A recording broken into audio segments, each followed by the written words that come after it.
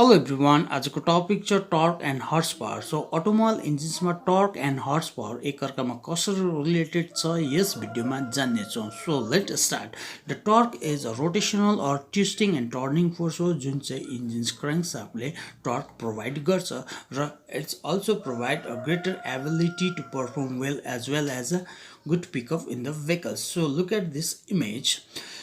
It's tightening a wheel nut with the help of the wheel reins. The how much the force is applied जुन चाहिँ force applied गरेको छ wheel nutलाई जुन चाहिँले as a turning force use गरियो जुन wheel nutले त्यसलाई नै टर्क भनिन्छ इट्स म्याटर हाउ कति लामो द wheel ह्यान्डल युज गरेको छ हैन so torque is equal to a force into distance र how much the torque is generate यो मेजर गर्छ न्युटन मिटरमा हामीले सो टर्क भनेको एउटा सिम्पल वेमा हुने स्ट्रेन्थ अफ द भेहिकल्स जुन चाहिँ एउटा आउटपुट भ्यालु हो इन्जिन्समा के हो भने चाहिँ म्याक्सिमम टर्क प्रोभाइड हुन्छ in a lower or middle at engine स्पिडमा अथवा एप्रोक्स इन 1500 आरपिएम अनवर्ड्समा र टर्क चाहिँ जुन चाहिँ एउटा म्याथमेटिकल टर्ममा त्यहाँ दिएको छ जुन torque is equal to RPM into 5252 यो एउटा म्याथमेटिकल टर्म बट इन गाडीमा अब हामी सिम्पल वेमा बुझ्नु पर्दा चाहिँ एज अ डिजल गाडी र पेट्रोल गाडीमा पनि डिफर गरिन्छ एज अ टर्कमा र डिजल गाडीमा ज्यादातर एज अ हेभियर इन्जिन भएको कारणले एज अ मोर टर्क हुन्छ as compare to small petrol cars so as examples in a torque जुन चाहिँ एउटा पिकअप ट्रक गाडी छ र स्मल कार छ दुईटामा जुन एउटा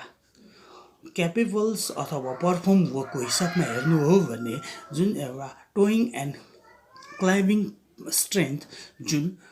पिकअप कलको हुन्छ average in the small car in petrol गाडीमा सिम्पल वेमा भन्नु हो भने जुन चाहिँ हामीले यो प्रोभाइड गर्छ एज अ स्ट्रेन्थ अथवा जुन चाहिँ शक्ति जुन प्रयोग गरिन्छ जुन गाडीको कुनै पनि आरपिएममा होस् स्पेसली इन लोवर आरपिएममा गर्छ र आरपिएम भनेको के हो भनेको जुन इन्जिन्सको पावर जुन रिलेटेड रेभोल्युसन्स पर मिनटलाई आरपिएम भनिन्छ जुन इन्जिन कतिको स्पिडमा जुन एक्सलरेट गरेर पावर दिन्छ र टर्क ज्यादातर एज अ म्याटर गर्छ एज अ 1500 आरपिएमदेखि लिएर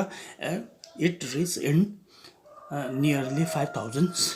आरपिएम अल्सो हैन त्यो पनि एउटा म्याटर गर्छ कतिको गाडीको पुलिङ क्यापेसिटीमा हेरिरहेको छ र नाउ इट्स अ पावर भनेको चाहिँ के हो भने चाहिँ जुन अघि मैले इक्जाम्पल दिएँ पिकअप ट्रक एन्ड कारको जुन कारमा जुन एबिलिटी छ जुन फास्ट कुद्ने जुन त्यो फास्ट कुद्ने नै द्याट इज अ पावर भनेको जुन इन्जिन्सले पावर उत्पत्ति गर्छ त्यसलाई नै एज अ हर्स पावर भनिन्छ पावर भनेको चाहिँ के हो भने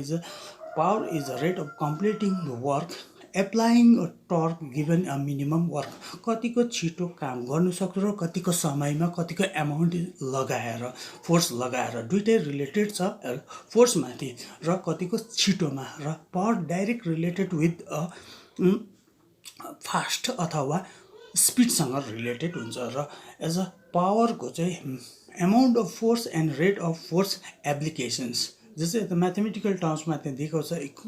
the horse power equal to torque multiply by the RPM divided by 5252 होइन तर हामी एज अ कारको कन्टेन्ट्समा कुरा गर्दा चाहिँ हर्स पावर भनेको सिम्पल वेमा भने as a translated in the speed कतिको स्पिड तिमी कुद्छौ त्यति नै ज्यादा हर्स पावर लागिन्छ र हर्स पावरले के गर्छ भने ओभरअल पर्फर्मेन्स दिन्छ जुन इन्जिन्सको प्लस यसले as a capacity overall all कन्डिसन्समा दिन्छ र जुन अदर ह्यान्डमा हेर्नु हो भने जुन इन्जिन्सको म्याक्सिमम स्पिड जुन हर्स पावरले नै डेभलप गरिन्छ र हर्स पावरको मेन कुरा बुझ्दा चाहिँ एज अ स्पिडसँग रिलेटेड छ भने एज अ टर्कको एउटा स्ट्रेन्थ अथवा शक्तिसँग प्रयोग छ दुईटाको रिलेटेड चाहिँ के छ भने हर्स पावर एन्ड टर्क दुईटा नै एउटा प्राइमेरली मेजर गर्छ एउटा ड्राइभ ट्रेन जुन चाहिँ एउटा इन्जिन्सबाट निक्लेको पावरसँग जुन चाहिँ both output of the engines value हो जुन चाहिँ अब एउटा मैले भने एउटा रिलेटेड विथ द स्पिडसँग छ भने अर्को चिज छ strength of the vehicles the both are work in the different rpm as well as the different speeds so let's examples of the three vehicles bolero pickups Toyota Innova and first travellers यो दुईटै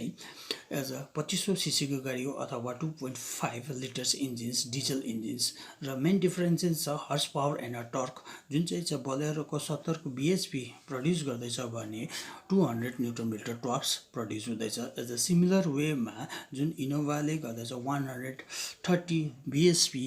and 181 Newton meter torque. In the same way, in 90 bhp produce गर्दैछ भने जुन ट्राभलरले सबभन्दा बेसी 250 Newton meters जुन torque पर्दछ. As far as the torque concerned, the ability to perform especially is जुन towing and climbing पर्फर्मेन्समा जुन दुईटै गाडीलाई कम्पिट गर्छ इनोभा र पिकअपलाई. बट इन पावर एन्ड स्पिडको कन्सर्नमा पर्फर्मेन्समा यो दुईटालाई ट्राभलर र पिकअपलाई इनोभाले बेटर पर्फर्मेन्स दिन्छ. फेरि सबभन्दा कम्ती जुन छ पावर बिएचपी जुन 70 को छ त्योले एज अ पावर सबभन्दा कम्ती छ प्रड्युस गर्दैछ जुन बोलेरो पिकअपले. बट इन द कम्पेयर गरौँ भने जुन इनोभालाई चाहिँ फेरि टर्कमा जुन पिकअप ट्रकले अलिकति ज्यादा पर्फर्मेन्स दिन्छ. यो थियो आजको video. Thank you so much.